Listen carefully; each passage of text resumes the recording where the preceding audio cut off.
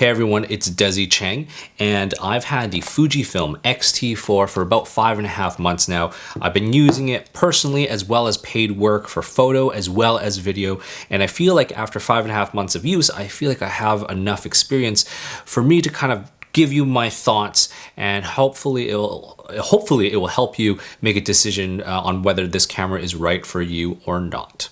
So I purchased the Fujifilm X-T4 because I wanted a smaller system to bring around photographing my family as opposed to bringing my Canon EOS R or R5 and the big DSLR lenses.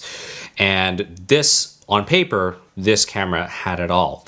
However, I've come to the conclusion that there are a bunch of drawbacks to this camera, especially when doing video autofocus, that make me want to pick up my Canon R5 or even sometimes my EOS R more often than this, despite it being smaller, more compact, and also much better looking. So in this video, I'm going to be talking about those drawbacks of this camera and why sometimes I would choose the Canon over this or even the Sony. I love the images that come out of the camera, and the Fujifilm's color science is absolutely amazing. Other things I like about it is that it has 4K 60p 10-bit internal as well as this beautiful articulating LCD screen. But I will tell you there are two major applications of my photography in my personal family photographing world that make me want to pick up my Canon EOS R5 over this camera. So my son is 2 years old now, and he is running around like crazy, very, very erratic. And so I need to be using continuous tracking autofocus for photo and for video. And it's an absolutely must. And I'm pretty much, my camera is set to that 95% of the time. So here's where the camera is not so great. So it's the summertime, and obviously my son is wearing sunglasses and a hat. And for some reason, the eye and the face detect doesn't pick up my son as well as it would be if he had just, no sunglasses on. And so that was one major problem that I had with the camera. It just wouldn't focus on him. So at least in photo mode, it has continuous autofocus tracking, in photo mode. So I can just at least lock on to some part of his body, his face or his sunglasses or whatever, and it would still track him. So for the photo, wasn't as bad, but a Canon does it way better. And but for video mode, it just doesn't have any autofocus object tracking. It only has eye and face detect tracking. So if you had a moving car or if you had any other moving subject, it won't track it. Even the much older Canon EOS R has object tracking. And so, I was hoping that this camera would have it, but it just doesn't have it. And so to me, that is one major drawback of the Fujifilm X-T4. Now, speaking in terms of Sony, the Sony a7 III also does not have object autofocus tracking. It only has it in photo mode. And only the newer cameras from Sony, such as the Sony a7R4, the a7C, the a7 S3, and the a6600, they all have the object tracking, which I find is very, very handy, because sometimes if you can't find the face, you got to focus on their body or anything like that. Or if you even just want to focus on something else that's not a face, it's very, very handy, and it's a very, very useful tool that I use in almost 80 or 90% of my photography and video. At first I thought it was just the lens I had on. I was, using the 23mm f2. I had the 18-55, but I actually recently did a test with my friend Andrew, and we went through my entire lens lineup. And to conclude, none of the lenses really worked amazingly well, as good as any Canon or Fuji system. So I will be doing another video more in depth about that later on, but for now, we're not going to talk about that part.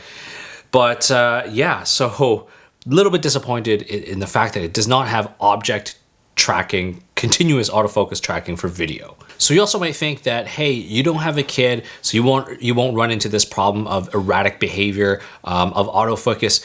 However, there was a few times when I was doing a YouTube review of a backpack using the Fujifilm X-T4 as my vlogging camera, and I was getting actually frustrated because it was not focusing all the time on my face, and sometimes it would just go to the backpack that's beside me. So I'm just sitting here, I'm not even moving, and it would just focus hunt a little bit. So since then, I stopped using the Fujifilm X-T4 to do any of my talking head YouTube reviews, just because the focus was unreliable. So if you're going to be thinking about using this camera for video purposes, the autofocus just is not reliable, and I would not recommend it. And Sony or Canon is going to be a better option for you guys. The second big thing for me is, I don't know about you guys, but I like to take a lot of self-portraits. Not every single time am I going to hire another photographer to take photos of myself and my family if I'm on vacation, or if it's Christmas time and taking a Christmas photo.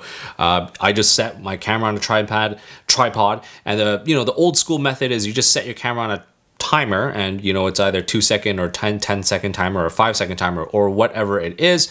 But I use this Canon Bluetooth remote, and it's so small that I could just be hugging someone or doing whatever like that, and you can barely see this remote, and I can just be taking photos however I want and whenever I want. I don't always have to run back to the camera, press start, and then just wait 10 seconds and smile and wait. With a toddler, you can't wait for that 10-second. They're not going to smile in 10 seconds. They're going to just smile and do whatever they want just whenever. So it's really, really handy to have this Bluetooth remote to take a photo whenever possible.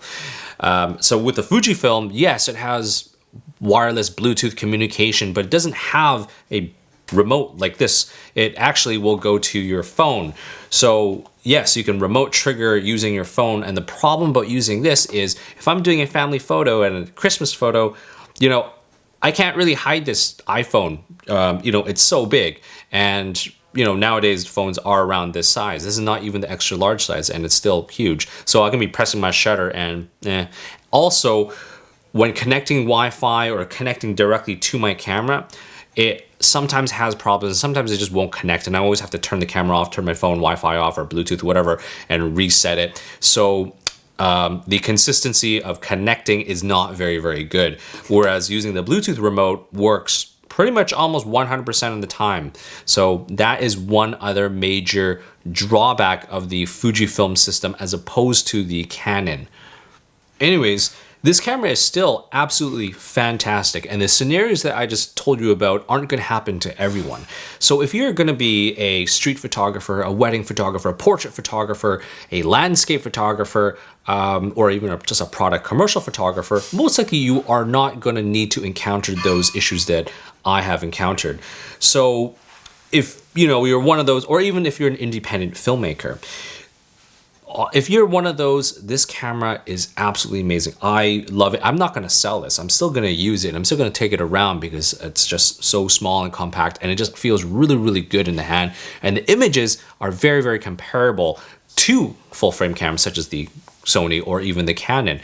But I'm just here just to tell you about my experience, my real life experience about those two drawbacks that really, really make me, second think, if I'm going to go on vacation, and I'm going to want to take some self-portraits when I'm, it's somewhere else, this camera is probably not going to be as reliable or, good for that job. So I wouldn't take this. But however, if you're going to be traveling and you want to travel light and small and compact, then this is a fantastic option. Or also the new Sony A7C that just came out could also be an option.